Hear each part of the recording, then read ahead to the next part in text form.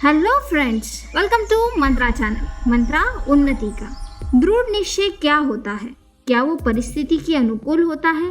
क्या परिस्थिति के साथ साथ बदलते निश्चय को दृढ़ निश्चय माना जा सकता है? हाँ, कभी कभी ऐसा हो सकता है कि बदलती परिस्थिति के साथ साथ हमें भी बदलना पड़ जाए, लेकिन उस बदलाव के साथ साथ अपने ध्येय, अपने निश्चय पर कायम रहना ही दृढ़ निश्चय है। मंत्रा चैनल के सिद्धार्थ के आज तक के सफर में हमने एक बात निश्चित रूप से जान ली है कि सिद्धार्थ दृढ़ निश्चयी थे। वे किसी भी प्रलोभन को ठुकरा कर अपना ध्येय पूरा करना चाहते थे। वे एक जिम्मेदार नागरिक थे। अपने परिजनों की रक्षा के लिए खुद किसी भी कठिनाई का सामना करना जानते थे। तो आप सभी का स्वागत है मंत्रा चैनल के द बुद्धा एंड हिज धम्मा इस सीरीज के 11वें एपिसोड में। आज हम जानेंगे सिद्धार्थ के परिव्राजक बनने के बाद उनके मार्ग में आई पहली समस्या के बारे में। ये समस्या कोई साधारण समस्या नहीं थी। इस समस्या की वजह से सिद्धार्थ अपना ध्येय सुनिश्चित कर पाए थे। वो जान सके थे कि वे किसकी खोज में परिव्राजक बने, उनका उद्देश्य कितना गहरा और कितना बड़ा है।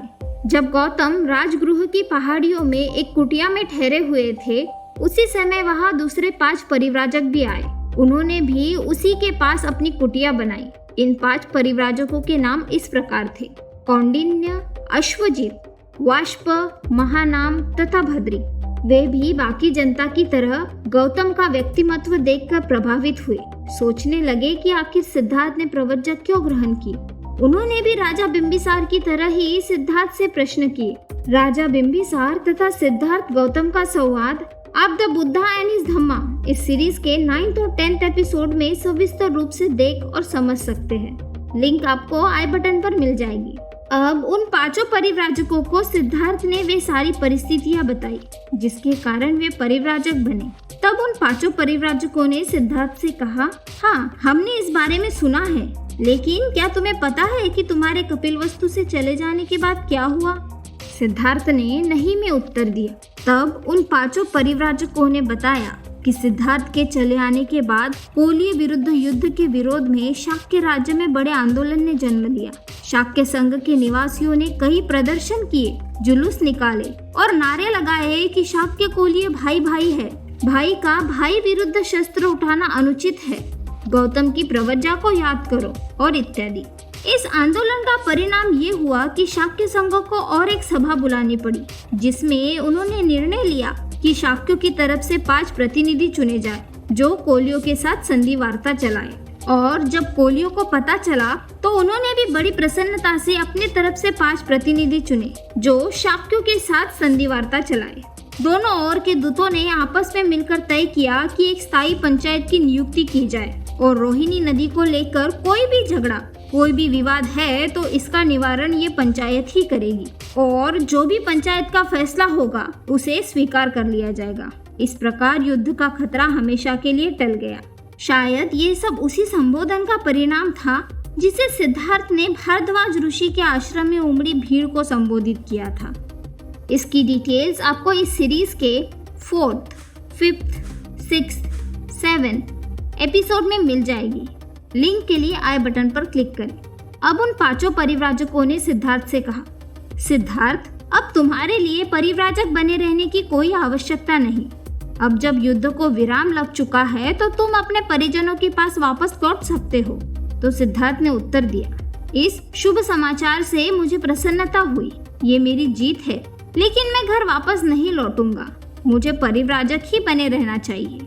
गौतम ने उन 5 से पूछा कि तुम्हारा क्या कार्यक्रम है? तो उन्होंने उत्तर दिया, हमने तपस्या करने का निश्चय किया है, तुम भी हमारे साथ शामिल हो जाओ। सिद्धार्थ ने ये कहते हुए ना कर दी कि उन्हें पहले दूसरे पंथों की परीक्षा करनी है। तब 5 परिव्राजक वहां से चले गए। उन 5 परिव्राजकों द्वारा दिया हुआ समाचार सुखदायक था। शाक्य और कोलियों का युद्ध रुक गया था। इस विचार ने गौतम को बड़ा बेचैन कर दिया था। इस सुखद समाचार ने गौतम को संकट में डाल दिया था। वे अकेले होने पर इस पर गंभीरता से सोचने लगे। वो खुद से ही पूछने लगे कि क्या अब भी उनके परिव्राजक बने रहने का कोई उचित कारण बचा है? वो क्यों अपने परिजनों को छोड़कर आए थे? उन्होंने इसलिए गृह त्याग किया था क्योंकि वे युद्ध के विरोधी थे। वे सोचने लगे, अब जब युद्ध ही नहीं, तब भी क्या मेरे लिए कोई समस्या शेष रह गई है? क्या युद्ध की समाप्ति के साथ साथ मेरी समस्या भी समाप्त हो गई? गहराई से सोचने के बाद उन्होंने जाना कि शाक्य और कोलियों का युद्ध एक बड़ी समस्या का अंश मात्र है। समस्या यह युद्ध नहीं था, समस्या है जातियों में विरोध, संघ में विरोध, इंसानों का आपस में विरोध। यह संघर्ष हर जगह विद्यमान है, क्षत्रियों में, ब्राह्मणों में, गृहस्थों में, माता पुत्रों में, पिता पुत्र में, भाई भाई में, पति पत्नी में, हर जगह विद्यमान है। जातियों में जो संघर्ष होता है वो कभी कभी होता है, लेकिन वर्गों के बीच का संघर्ष स्थायी है और लगातार जारी है। संसार के दुखों का मूल कारण इन वर्गों के बीच का संघर्ष है। यह सत्य है कि मैंने युद्ध के कारण गृह त्याग किया, लेकिन युद्ध समाप्त हो जाने पर मैं वापस नहीं लौट सकता। मेरी समस्या ने अब व्यापक रूप ले लिया है। मुझे उस सामाजिक समस्या का हल खोजना है। उन्होंने खुद से ही पूछा कि क्या पुराने परंपरागत दर्शनों के पास इस सामाजिक संघर्ष की समस्या का कोई हल है, और यदि है तो कहाँ तक है? क्या हम इस सामाजिक दर्शनों में से किसी एक को सही मान सकते हैं? सिद्धार्थ गौतम ने हर परंपरा का, हर मत का, हर एक सामाजिक दर्शनों का खुद ही परीक्षण करने का निश्चय किया। घर से निकलते समय उन्होंने जो निश्चय किया था उसे एक दिशा मिल चुकी थी। उनका मार्ग सुनिश्चित हो चुका था और उनका निश्चय और भी दृढ़ हो गया था। उन्होंने निश्चय किया कि वे हर एक सामाजिक दर्शन का परीक्षण खुद करेंगे, खुद उसकी जांच करेंगे और खुद उसका अभ्यास करेंगे।